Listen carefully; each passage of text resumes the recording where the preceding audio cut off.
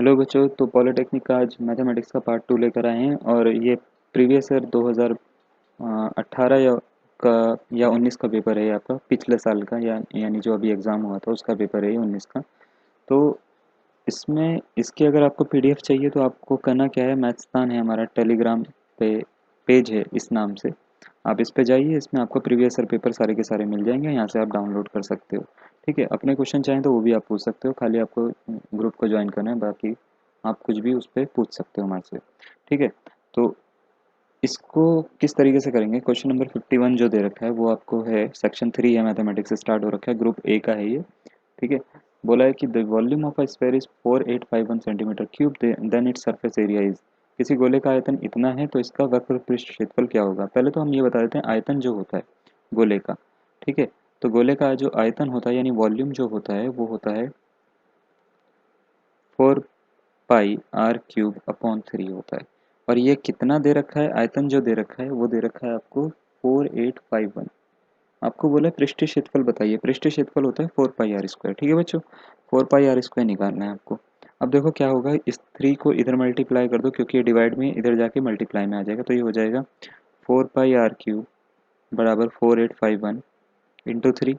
और ये 4 पाई को भी नीचे लेके चले जाओ तो r³ बराबर हो गया 4851 इंटू 3 अपॉन 4 पाई की वैल्यू डाल देते हैं, 22/7 होती है। 11 से काटो, 11 दूनी 22, 11 चौक 44, 11 चौक 44, 11 एकम 11, तो यह आया 441 इंटू 3 अपॉन 4 इंटू 2/7। ये 7 इसकी मल्टीप्लाई में जाता है तो ये बन जाता है r³ बराबर 441 होता है बच्चों 21 का स्क्वायर, और ये 7 गुणा 3 ये भी 21 ही होता है। फिर यहाँ पे बनता है 4 जो होता है वो 2 का स्क्वायर होता है बच्चों, ये वाला 4 गुणा 2, तो ये हो गया 21 गुणा 21 का स्क्वायर हो जाता है 21 का क्यूब अपॉन 2 का क्यूब। ठीक है, 2 का क्यूब। तो ये r³ की वैल्यू आई है। अगर मेरे को r की वैल्यू निकालनी है तो r की वैल्यू होगी, ये क्यूब से सारे क्यूब कट जाएंगे, आपका आंसर आएगा 21/2। ठीक है, लेकिन हमारे को तो वक्र पृष्ठ निकालना है, वक्र पृष्ठ होता है 4 पाई r², तो उसको कैसे निकालेंगे, मैं यहाँ से इसको रब कर रहा हूँ। 4 पाई r² निकालना बड़ा आसान है, आपको 4 पाई r² निकालना है वक्र पृष्ठ क्षेत्रफल, तो वो होगा 4 गुणा 22/7 गुणा r²। r कितना आया था 21/2 गुणा 21/2। ठीक है, काटो इसको, 7 या 21, 2 दूनी 4 और 2 एकम 2, ये पूरा का पूरा कट गया।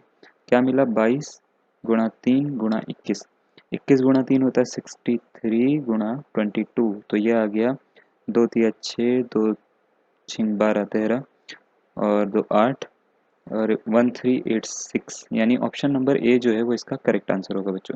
ठीक है, मैं इतनी जल्दी मल्टीप्लाई कैसे कर सकता हूँ, तो इसके लिए भी मैं आपको एक शॉर्ट ट्रिक बताऊंगा, उसमें आप कॉन्सेप्ट में वीडियो में जाके देख सकते हो। ठीक है, तो नेक्स्ट क्वेश्चन की ओर आते हैं हम ज़रा।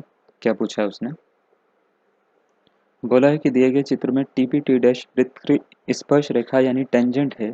टीपी टी डैश जो है वो एक टेंजेंट है, ये पूरा का पूरा, और एंगल ओ जो है पी ओ ए वो 140 डिग्री दे रखा है, तो ए पी टी पूछा है, ए पी टी यानी ये वाला एंगल पूछा है आपसे, ये वाला जो आएगा ना वो पूछा है।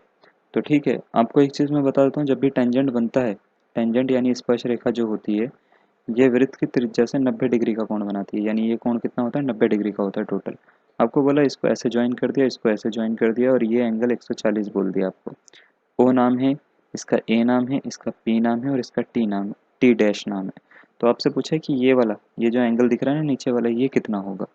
सबसे पहले तो ये देख लेते हैं, ये त्रिज्या है ओ पी और ये ओ ए भी त्रिज्या है, तो ये आपस में बराबर होगी। तो मैं यहाँ पे गिवन में लिख रहा हूँ, जो जो दिया हुआ है गिवन है, एंगल पी ओ ए बराबर है 140 और ओ पी बराबर होगा ओ ए के। क्यों, क्योंकि जो है दोनों की दोनों क्या है, रेडियस है यानी त्रिज्या है। ठीक है, अब अगर दोनों एंगल बराबर होते हैं तो पाइथागोरस, तो एक ये जो त्रिभुज बना है ये कुछ इस तरीके से बन जाता है ओ ए पी। ठीक है, ये कुछ इस तरीके से बन जाता है, ये वाला साइड इस साइड के बराबर है, तो ये वाला एंगल इस वाले एंगल के भी बराबर होगा, तो मैं लिखूंगा एंगल पी बराबर होगा एंगल ए के। तो हम क्या करते हैं, ट्राइंगल ओ ए पी में तीनों एंगल का जो योग होता है वो होता है 180 डिग्री, तो angle P O A plus angle P plus angle A बराबर होगा 180 डिग्री।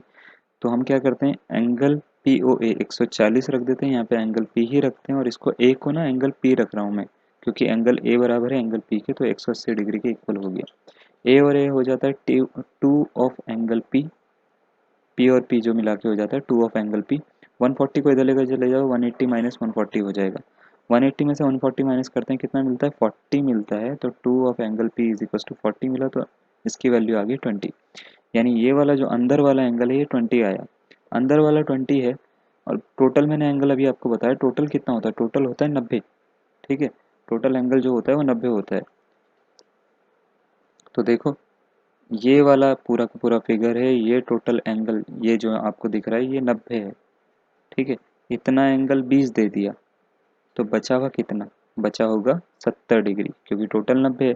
कैसे निकाला, 90 में से 20 माइनस कर दिया, ये आ गया 70 डिग्री। 70 डिग्री कौन सा है आपका, ऑप्शन नंबर डी इसका करेक्ट आंसर होगा। नेक्स्ट क्वेश्चन की ओर आते हैं बच्चों। तो नेक्स्ट क्वेश्चन दे रखा है, Kiran covers a distance at 80 kilometre per hour and returns back to the same point at 20 km per hour, then the average speed of during the whole journey will be। तो आपसे पूछा है कि किरण कोई लड़की है जो 80 किलोमीटर किसी दूरी को 80 किलोमीटर पर आवर की स्पीड से चलती है और वापस उसी दूरी पर 20 किलोमीटर पर आवर की स्पीड से वापस आती है, तो संपूर्ण यात्रा के दौरान उसकी औसत चाल क्या होगी। सबसे पहले एवरेज स्पीड का मैं आपको फॉर्मूला बता रहा हूँ। जब भी आपकी डिस्टेंस सेम हो, यानी आने और जाने का जो डिस्टेंस है वो सेम हो, क्योंकि इतनी ही डिस्टेंस में 80 किलोमीटर पर आवर से वो जा रही है और 20 किलोमीटर पर आवर से वो आ रही है। ठीक है, तो जब भी ऐसा होता है तो इसका फॉर्मूला होता है एवरेज स्पीड का, आप ये नोट कर लेना। एवरेज स्पीड का जो फॉर्मूला होता है वो होता है 2xy upon x plus Y, जहाँ पे x होता है पहली जो दूरी दे रखी होती है, y होता है जो दूसरी दे रखी है। मतलब क्या है, 80 जो दे रखा है वो x है, y जो है वो है आपका 20। तो रख दो यहाँ पे, ये क्या बनेगा 2 गुणा 80 गुणा 20 बटे 80 प्लस 20। तो 80 और 20 मिला के कितना होता है, 2 गुणा 80 गुणा 20, हमने यहाँ पे ऐसे लिख दिया। 80 और 20 मिला के होता है 100। 0 से 0 काट दो, 0 से 0 काट दो, 8 दूनी 16, 16 दूनी 32, 32 किलोमीटर पर आवर जो है वो इसका आंसर होगा, यानी ऑप्शन नंबर डी इसका करेक्ट आंसर है। नेक्स्ट क्वेश्चन की ओर आते हैं बच्चे। तो बच्चों नेक्स्ट क्वेश्चन दे रखा है, यदि log 2 बराबर x है, log 3 बराबर y है, log 5 बराबर z है, तो log 270 का मान क्या होगा इनमें से। इसके लिए दो फॉर्मूले हम पढ़ेंगे, log a into b into c का। a into b into c लिखा हुआ है ये, इसका फॉर्मूला होता है log a plus log b plus log c, यानी जो भी इंटू में है वो log के साथ में प्लस में कन्वर्ट हो जाते हैं। दूसरा है log a raise to power b का, इसका फॉर्मूला होता है b log a, यानी ये जो b पावर है ये आगे आ जाती है और log a ऐसा का ऐसे ही लिखा जाता है। ये दो फॉर्मूले यूज़ करेंगे और क्वेश्चन सॉल्व हो जाएगा। देखो क्या क्या दे रखा है, आपको दे रखा है log 2 is equal to x, log 3 is equal to y, log 5 is equal to z दे रखा है। सबसे पहले तो लाना किसकी वैल्यू है, log 270 की, तो 270 के ना फैक्टर कर लो। फैक्टर मतलब इसको आप परिमेयकरण कर लो इसका। अ, किस तरीके से लिखेंगे इसको प्राइम फैक्टर्स में, हम सबसे पहले 5 से काट देते हैं इसको। 5 पंजे 25 और 5 2 7 मेरा 5 चौक 20, 54, फिर 3 से काट दो, 3 एकम 3 और 4 5, 3 सतह की 3 अठे 24, फिर 3 से काट दो, तो 3 दूनी 3 छिंग 18, फिर मिलेगा 3 से 6 से काटोगे तो ये मिलेगा आपको 3 दूनी 6 और फिर 2 से 2 एकम 2। तो ये कुछ इस तरीके से मिला, ये मिला आपको 270 का 3 गुणा 3 गुणा 3 गुणा 2 गुणा 5। ठीक है, तो कहना क्या है, log 270 को आप लिख लो log 3 का क्यूब गुणा 2 गुणा 5। अब इसको ना इस वाले पहले वाले फॉर्मूले से तोड़ लेते हैं, तो ये बना log 3 का cube plus log 2 plus log 5।